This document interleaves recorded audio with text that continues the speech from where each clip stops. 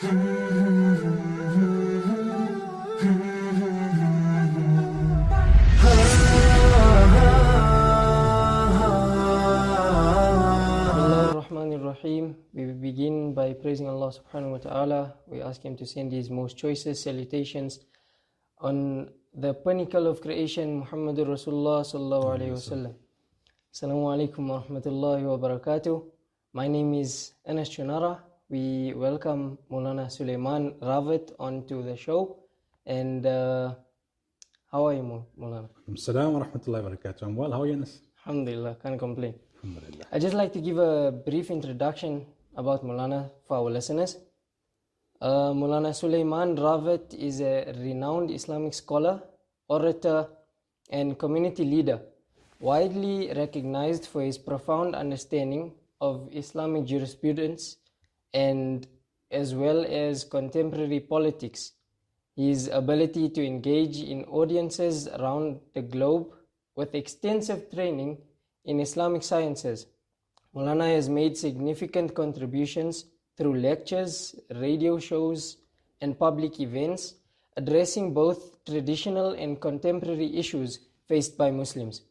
Moulana Sulaimaan is also a prominent voice on Radio Islam International. Moulana, so I'm going to say that part again. Moulana Sulaimaan is also a prominent voice on Radio Islam International, where his clarity and wisdom have inspired countless listeners. His dedication to the community outreach and education continues to make a lasting impact on the global Muslim community. So basically, Moulana, for today, our topic is where Moulana obviously is used to being an interviewer. I'd like to make Moulana the interviewee. Okay. So today, sounds interesting. Our topic is the interviewer becomes the interviewee. Wow. Put me in the hot seat. Give me a taste of my own medicine. So the first question I'd like to ask Moulana, before I start, obviously I'm new to this. Moulana has been in this for many years. What techniques does Moulana use to engage his interviewees, to build that sense of relationship, to break the ice? Look, alhamdulillah, I've been doing this now for almost 20 years. The interviewee is not the primary objective. It's the listener or the viewer that you focus on. So when you interviewing someone, that interviewee will have different functions, right? Sometimes it could be a spokesperson, sometimes it could be a minister, sometimes it could be a prominent individual. They either have an opinion that they want to share, or they have analysis that they have to share, or they have expertise that they have to share, or they may want to communicate something on behalf of government, on behalf of an organization, spokesperson. So they understand their function. It's just for you to brief them on the basics, what time, how long, and what areas you're going to be covering in terms of that particular discussion. The trick to doing a good interview and to getting the best out of your interviewee is that before you even start the interview, to ask yourself that whoever's going to listen and whoever's going to watch this particular program, this particular podcast, what is it that they want to know? Not what I want to know. That can come in as a bonus if there's a little bit of extra time. So you may know the answers to many of the questions that you're going to be asking your guest, but you'll ask it anyway because that's what your listener wants to know, or that's what your viewer wants to know. So when you do that, people will enjoy your interviews. That's the first thing. The second thing is, it's always good to be prepared, to have a few points or questions structured, but you've got to listen. Many interviewers make the mistake is that the person, you ask him a first question, he answers the first question in such a way that he's covered what you're going to ask him in the second question. Then you ask him the second question anyway. Or he said something in that first answer that warrants another question. That's not part of your preparation. So you've got to listen. You've got to listen. Before you do an interview, you've got to ask yourself, let's take an example. Okay, I'm interviewing someone on the ground in Gaza. What is it at this moment in time when this interview is taking place that my listener or my viewer wants to know about Gaza? What's in their mind? Not what am I expected to ask, what will this person want me to ask. See, the person you're interviewing, sometimes they got an agenda. They have to sell a particular product, or they have to sell a particular organization, or they're trying to push a particular narrative. Right? That's their agenda. What's your agenda? Your agenda is your listener or your viewer. What do they want? And you must have at least 2 to 3 points in your mind. That from this interview, I want this person to tell us, how are the people of Gaza so resilient? That's what I need to tell him. Because if I want to ask how many people were killed, somebody can Google that. How bad is it? They sing the pictures every day on their phones. So you're asking questions that don't have the relevance. He's going to end up saying things that people are already familiar with. He's just re-emphasizing it. Sure. But what is the one thing that those pictures are not telling a full story of? You live in Gaza for almost 1 year now. You've been bombarded like this. Where are you finding your internal strength from? Now that's something that your listener or your viewer would want to know. If you've got 2 or 3 points in mind, you can do a 5 or 6 minute interview, and you'll see people will find that interview to be very beneficial. But for that to happen, your reading needs to be very broad-based. You also have to have a knowledge of how people think and what people say. You've got to have community awareness, situational awareness. Then you'll be able to ask the right kind of questions. So have the right angles, and then listen to the answers so that the discussion flows in the form of a conversation rather than in the form of a scripted interview where I've got 5 questions, so I'm just going to move from the first one to the second one to the third one. So, Moulana, I'd like to ask, in Moulana's career, what was Moulana's inspiration? What moved Moulana towards radio, towards media, towards just being in and surrounded by the types of radio? See, it happened by accident. So I had no ambition to become a public speaker in any shape or form, whether it be radio or masjid or whatever. I was actually at the time what they would call an introvert. Today they got different terminology, so probably I'm not an introvert, but neither am I extrovert. I'm a kind in between, ambivert, or whatever you want to call it. So I don't talk excessively for the sake of it, but I'll only talk excessively when there is something that interests me or when there's something of relevance. Otherwise, I'm a fairly quiet person. So being a quiet person, I never assumed that that would be the role that I would have to play. When I was in class, there were others who had more passion to be in the speech contest. When we were in Darul Uloom, they had more passion to prepare bayans. I only gave 2 lectures, or 3 lectures in the 6 years of Darul Uloom studies. And all 3, I don't want to go into the details of it, it'll take a long time to explain, but I was forced to speak, right? It was not by choice. So when I came out, I was forced again. At the Nurul Islam Masjid in Indonesia, I was reading Taraweeh there for a number of years. When I was still studying, I was still halfway then becoming Alim. So they told me, no, now you graduated, you must do the tafsir every second night. And I was like, no. They said, no, we're not listening, you have to do it. And when I started to do it, that's when people started to give me positive feedback and say, but we actually enjoy the way you speak. And then I started getting some confidence, and within a couple of weeks, a presenter had left Radio Islam, and they were looking for somebody, and it was December holidays. They said, why don't you try it out? 26th of December 2004. It was the day after the tsunami in Indonesia, and I sat in studio with somebody else, spoke 1 or 2 words. By January, I was doing the breakfast show, and the rest, as they say, is history, and from there, then everything flowed. Now, the thing is this, that it happened by accident. Okay, what held me in good stead once I came into that particular arena? And this is what I was sharing with the students before I sat down to have this conversation with you, and I was talking to them about my book as part of Literacy Week. I said, there's 2 habits that I developed without much consciousness in the early part of my life, which held me in good stead when I came into the public speaking space. The one was because I went for 4 years to a boarding facility way away from Indonesia, and there was no cell phones that time. We had no access to radios. We had no access to computers.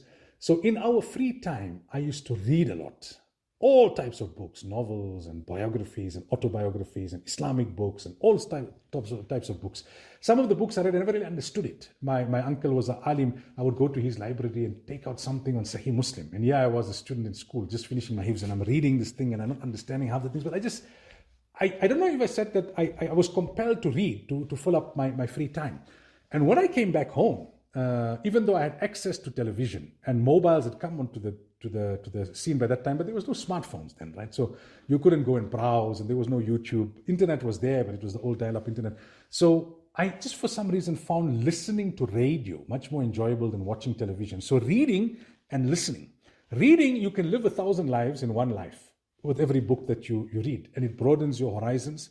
And listening to other people converse, talk radio. The whole family would be watching television and I would be sitting in my room listening to the radio because I would just enjoy the whole art of people communicating with each other. That helped me a lot once I came into the media space because reading is a habit which is very difficult to develop later on. You can become a specialist in your field. You'll only read what you need to read to pass your exams or to do your work because you're compelled to read it, but you won't have broad-based reading.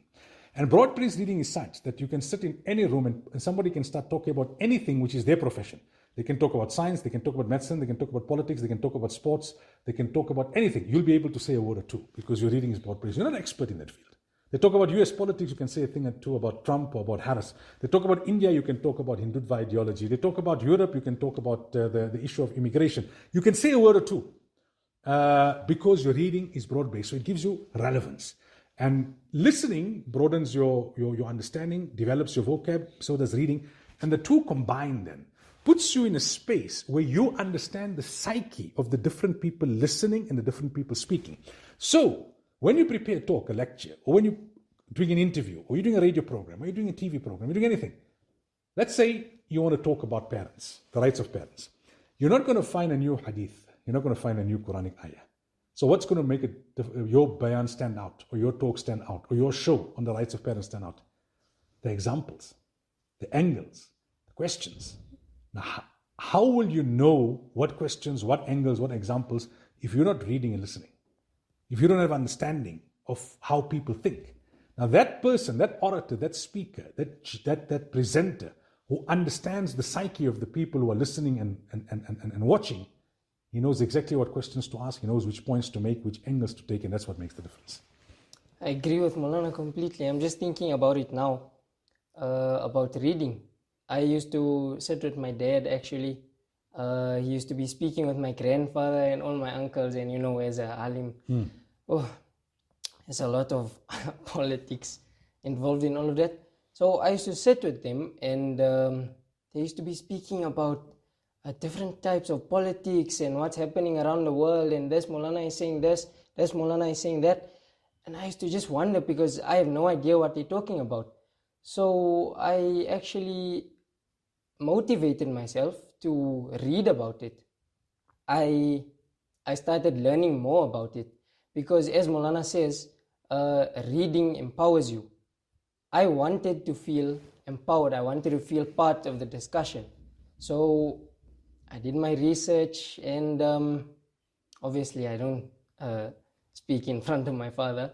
I don't engage in those types of conversation with him, but when we do speak about things that matter. He often says that you should read, you should empower yourself. I told him once I wanted to do Alim. He told me, you first finish school, you become something else, and then with that you do Alim, because you need the best of both worlds. So coming into this, Moulana, I'd like to ask Moulana, why did Moulana want to be an Alim and join it with the radio and media? Well, I'll answer the question in terms of why I wanted to become an Alim. Like I said, the radio and media happened by accident. It was not something that I envisioned. So I was reading my door once to my uncle who was an Alim. And there's an ayah of the Quran, لَيْسَ عَلَيْكُمْ جُنَاحٌ أَن تَأْكُلُوا جَمِيعًا أَوْ أَشْتَاتًا, which has to do about eating collectively. But instead of saying أَن تَأْكُلُوا جَمِيعًا, I said أَن تَأْكُلُوا بُيُوتًا, that you eat the houses. And he started laughing. So I looked up and I was like, why are you laughing? And he said, do you know what you just read? So I didn't. I mean, I was Hafiz, but I didn't understand Arabic. And he said that, well, this is what you said. And the word buyutan is not too far off from that particular sentence in that ayah, so that I just got it confused. And then he told me just one sentence. And he said, that's why it's important that after you have memorized the Quran, you must learn the meaning of the Quran. And that is what the spark was that ignited the journey in terms of me becoming an Alim. You mentioned about your father, and my father and I had a similar conversation. So after I'd done my door, I was finished standard 8, which is grade 10. That time we used to call it standard 8. And I told my dad, I said, look, I want to become an alim. He said, very good. I said that I don't think I should do the last 2 years of my schooling, because what is it really going to add if I'm going to become an alim? I already know how to read and write and the basics that you learn. What is it more in 9 and 10 or 11 and 12, as they call it these days, that's going to add to what I already know? And he said, look, listen, this matric certificate is important. And I said, no, I don't think so. It's a piece of paper. He said, well, you don't know what about life, what I know. Just do it, and later in life you'll thank me. So I did it, and I did it grudgingly, to be honest. I mean, I just went through those 2 years, biding my time, thinking, if I started my Alim course, I would have had a head start. I would have started 2 years earlier, finished 2 years later. I maybe could have specialized in something, and now he's just forcing me to go through school. But the wisdom of the elders. Later in life, there were other Alims who didn't have matric. They were teaching a Muslim school. Now they had to go and do their matric in order to get their accreditation. Now they needed a degree, but they couldn't get a degree until they couldn't complete their matric. So, with children and all of that, now they were writing matric exams. And that's when I remembered my late father, rahimahullah's words, that later in life you'll understand. Of course, there's a need for ulama to specialize. And for that, you do both. Do your alim course and you do secular studies side by side. The alim course is what gives you your identity, gives you your morals, gives you your values, creates the framework.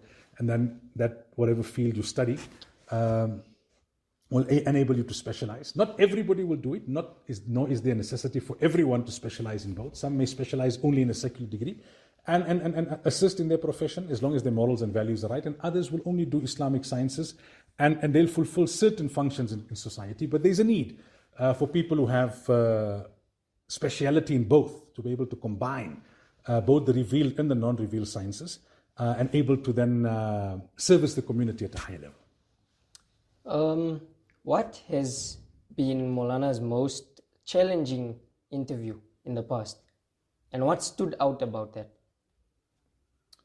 The most challenging interviews are not the high-profile ones, right? So it's not when you're asking the president a question, or when you're asking a minister, or you're having a hostile interview with, say, some political party that is pro-Israel or anti-Palestine or something like that, because you come fairly well prepared for those interviews. The ones that are difficult is the ones that, if you're telling somebody I'm going to interview this person tomorrow, it doesn't create any hype. It's just like seemingly a standard interview. But the person is not forthcoming with answers. So the easiest interview to do is when you ask a question and that person goes into bayan mode. Because you can sit back and chill. You just have to watch the clock and then try and regulate him. That's not the ideal interview. The ideal interview has to be somewhere in between. The answers mustn't be too long nor too short. You must be able to find the right way to interject, because some people just go on and on. But on the other hand, the most difficult interview to do is when the person is not a natural speaker. But for whatever reason, you've got to speak to them. Let's say somebody won a competition, right? Say a Quran competition. So that person is proficient in reciting of Quran, but they're not confident enough to speak. Now, you sit down to interview and say, mashallah, Visab, you won the Quran competition. Now you ask him a question, he gives you a one-word answer. And then you ask him another question and he gives you a one-word answer. And then you ask him a question and he smiles and he doesn't answer. Those are the most difficult interviews to do, because now you can't just stop. Of course. You've got to do the interview. So you've got to now, on your feet, find ways to make him comfortable, to drop your questions to a lower level, to ask him simpler questions, which he will have to answer in a bit of more detail until he starts feeling comfortable. Then you bring him back to where you want him. I heard Moulana saying earlier that Moulana likes to listen on the radio. From then, obviously, the media has changed with social media, with television. How does Moulana think the art of interviewing has changed with the rise of digital media? You've got to be to the point. Social platforms. You've got to be to the point, because everything's getting shorter, right? Of course. Bayans used to be a particular length. Now people are watching 60-second clips, 90-second reels, 30-second snippets. You see the stats on social media platforms, even something which is a minute or 2 minutes or 3 minutes, people only watch, maybe the first 10, 15 seconds. If you don't captivate them in that first or 10, 50 seconds, it'll show as a hit, but they're not watching till the end. I mean, there's so much of information being disseminated. You just take your cell phone. There's all the time clips, videos, all popping up on your WhatsApp. You've got no time to download each one, to click on each one, to listen to each one. The title's got to captivate you, the visuals of the title, the actual captioning and the wording, and then the first 10 seconds got to get you. Then you'll watch for a maximum of 2 minutes. Even after that, it's going to be something really, really special if you're going to go for longer. So it's become more difficult. People sometimes tell me and say, you know what, but you've been doing this for so long, it must be very easy. I said, no, actually it's more difficult. The preparation now is more than it was ever before. Why? If you have to give a 20-minute talk, you've got 20 minutes to make your point. If you've got a 90-second snippet, you've got only 90 seconds to make your point. You've got to hit the mark immediately. Now, to get that 90 seconds right, there's a lot of background effort. It's actually easier to prepare for a 25-minute talk than it is to prepare for a 90 seconds snippet. Because you have to engage them. No, you've got to read everything around it, and then you've got to figure out what is that one main point that I'm going to fit into 90 seconds. And once you figure that out, how then do I fit it into that 90 seconds, where I capture the person in the beginning and I keep them listening till the end? That is mentally challenging. Right? So even radio, when I started Tafsir, for example, which was one segment in the program in the morning breakfast show, Sawal Muslim used to be 15 minutes. Tafsir is now 6 or 7 minutes. People can't listen for that long. So every 6 or 7 minutes, you're going to be changing a topic. You're going to be moving from one thing to the other. So your interviews also used to be on average 15 minutes. They're now on average 6 to 7 minutes. That means you can't have background questions. You can't have softball questions up front. You've got to get straight in. And you've got to be much more attentive to be able to interject the person much more timelessly so you get more ground covered. You need to cover 3 points in 6 minutes. It means he doesn't have more than 2 minutes to cover each point, including the time that you're going to take from the 2 minutes to ask the question. So in that way, it's become more tough because people's attention span is narrowing and the sound bites now are also narrowing. That said, though, radio is complemented by the other platforms much better than any other mainstream platform. So social media, audio podcasts, your Instagram, Facebook, Twitter, TikTok, all of that complements radio. And radio is still the most dynamic because it's immediate. Very little is packaged. And that's why in South Africa, more than 80% of people still consume radio. And globally still, radio is a strong market. Although television is stronger in the sense it's audio and visual combined, but for television, you need undivided attention. You can't watch television and drive. You can't watch television and cook. Radio doesn't require undivided attention. So people consume it for longer periods of time. What advice would Moulana give to someone that's just starting out as an interviewer? Read. And then listen to your interviews afterwards and see how you could do it better. And listen to how others do it. Some of the best interviews I've done, I chose not to be the first person to do it. So there was for example, some years ago, there was an Iraqi ambassador to South Africa, and he was making all sorts of problematic statements to the mainstream media about terrorist activities taking place in South Africa and what. So one or two of the other Muslim media houses went for the first interview. But they didn't know what was his explanation going to be. So they asked him, they went in heavy and aggressive, and he went into a long tangent and the interview fizzled out. I interviewed him maybe third or fourth, but I listened to all the other interviews. So when my line of questioning came, I went straight to the heart of the issue. I told him, you are on record as saying A, B, C, D, E, F. I want to know about G. And you should have just seen the look on his face because the whole bayan that he had prepared was now out the window. But that's why I listened. I listened to what he had to say on other platforms. So you learn from other people's techniques, you learn from other people's interviewing styles, and the person that you're interviewing, read about them. Listen to other interviews that they've conducted. Simple things you'll pick up: how quickly they speak, how softly they speak, how loudly they speak, what kind of words they use, what kind of questions they enjoy. And that puts you in a better space than to engage with them. So going on to my next question that I wanted to ask Moulana, with those types of interviews, the presidents, the sensitive topics that can't be handled very easily, how does Moulana go about handling those? Preparation, just as I've outlined. Your sense of confidence comes from your preparation. And then the more you prepare and the more you do it, and you do it well, you get experienced. So when you have to do it impromptu, like in the lead up to the election, I had to ask the president an impromptu question. You get your sense of confidence from your experience, but your experience comes from your preparation.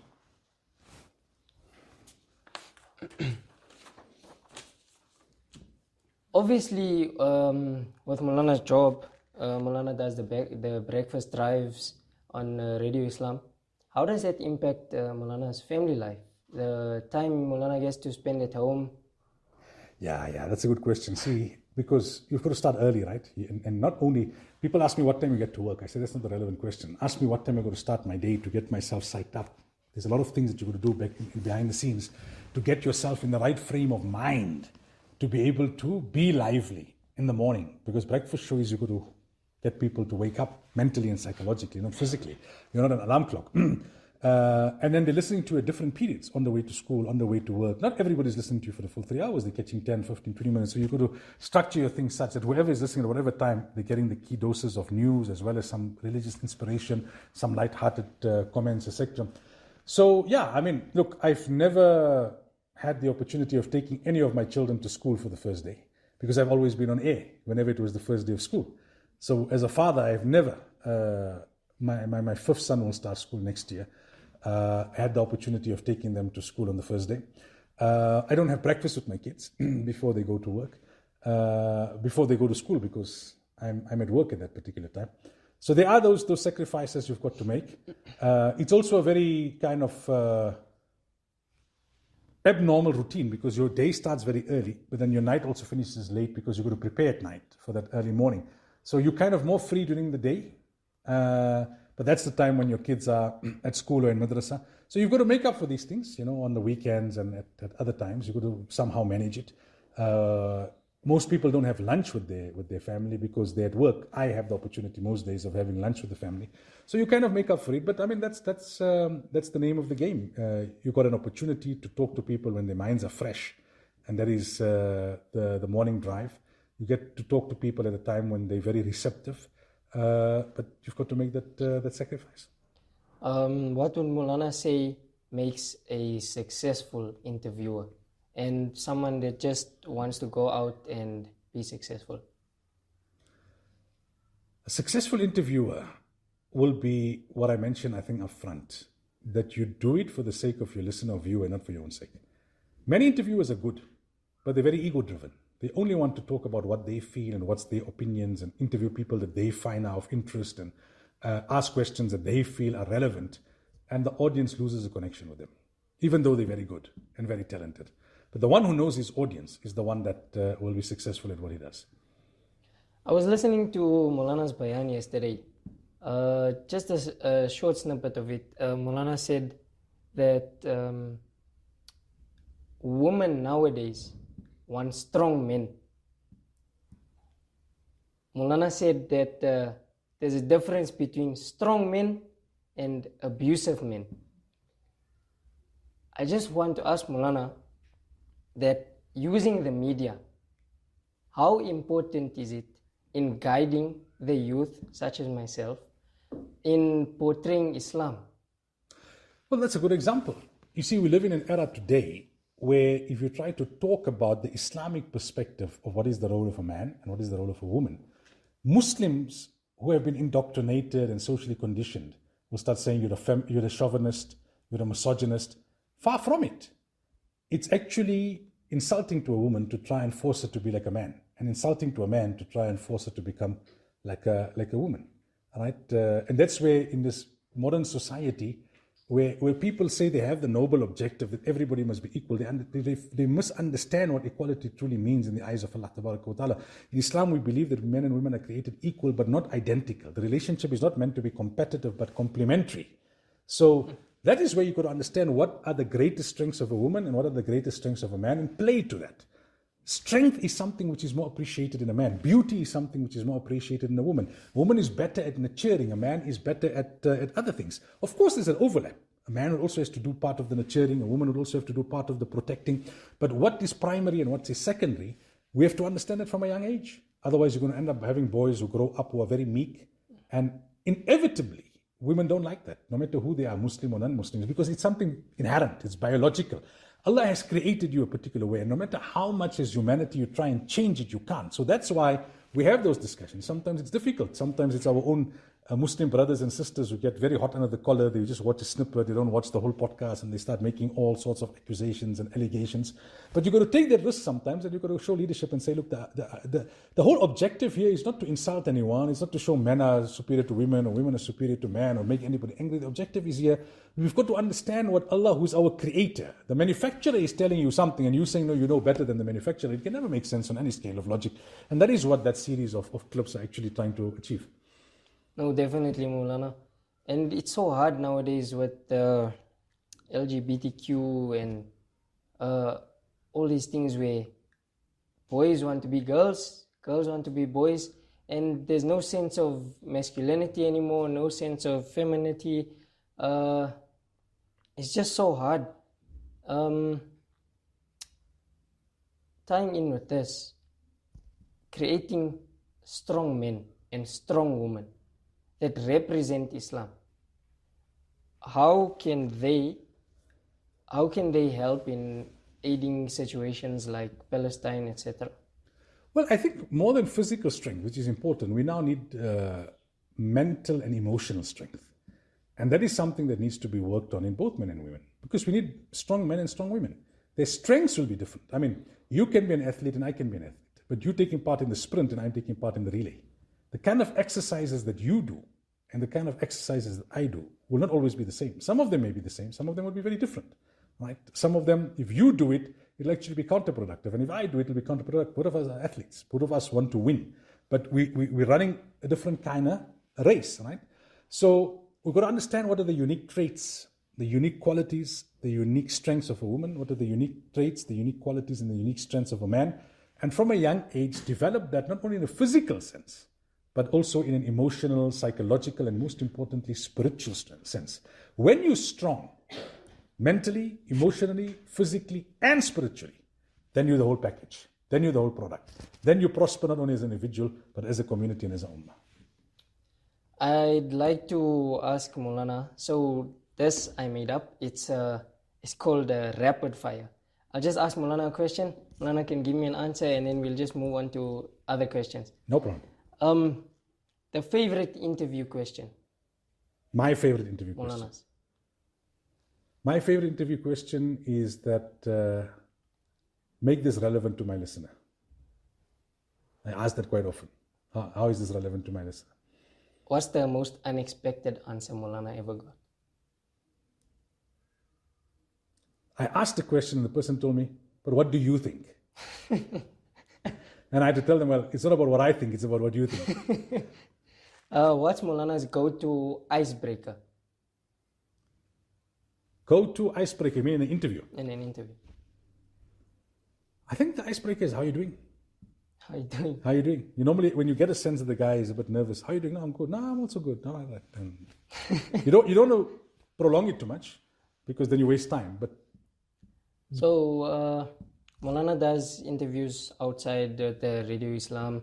Inside, what does Moulana prefer? Inside or on the grounds? Inside. Inside.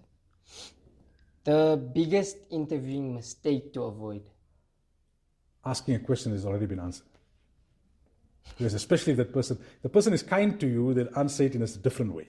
If the person is not kind to you, they'll say, but I just said that. Then you'll be very embarrassed. The most inspiring guest Moulana has ever interviewed? Moulana Yunus Patel, rahmatullah alayhi. A trait Moulana admires in interviewees?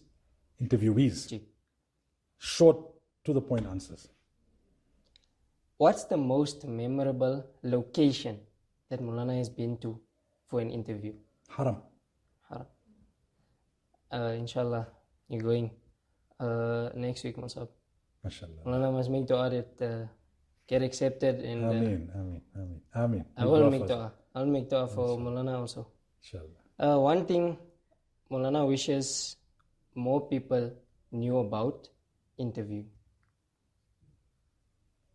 That is not as easy as just sitting there and thinking questions up in the moment. It's really not. It's not. Sometimes people tell me, oh, so you finish 9 o'clock. What do you do the rest of the day? You're free. Jazakallah Moulana. Ameen. We thank Moulana for taking time out of Moulana's day, for coming here, for being patient with me especially. No, you did very well, mashallah. I see you're truly following in your father's footsteps. Inshallah. My father always says,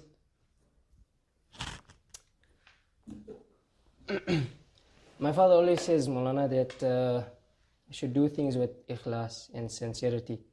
He says, even if you're doing the smallest things, just be sincere in it and be consistent about it. And he always tells me that everyone makes sin, and you just have to repent. Allah is the most forgiving. He forgives all sins. He always says, every saint has a past, and every sinner has as a future. But you did well. Jazakallah I Musa. accept, inshallah. So Moulana, normally after the podcast we have this book. In this book are questions from previous guests. We won't mention who. We'd like you to answer the last question and add your own question. So the next person to come onto the podcast will answer your question. What makes Moulana conscious of the way you speak to others? When I listen to recordings of how I speak, it makes me very conscious. So in future, then I'm a bit more aware. Moulana, if Moulana can just write a question here for the next speaker. You know, I'm more intelligent than doctors, so my handwriting's are. But I'll write a question here for sure, inshallah. Jazakallah. Barakallah. And that brings us to the end of our podcast today. We'd like to thank Moulana Sulaimaan Ravat for taking out the time from his busy schedule to join us. I'd like to say that Moulana, I've learned a lot more about becoming an interviewer, and I thank you for your inspiring words. We hope to see Moulana soon again and hope that he joins us on another podcast. Assalamu alaikum wa rahmatullahi wa barakatuh.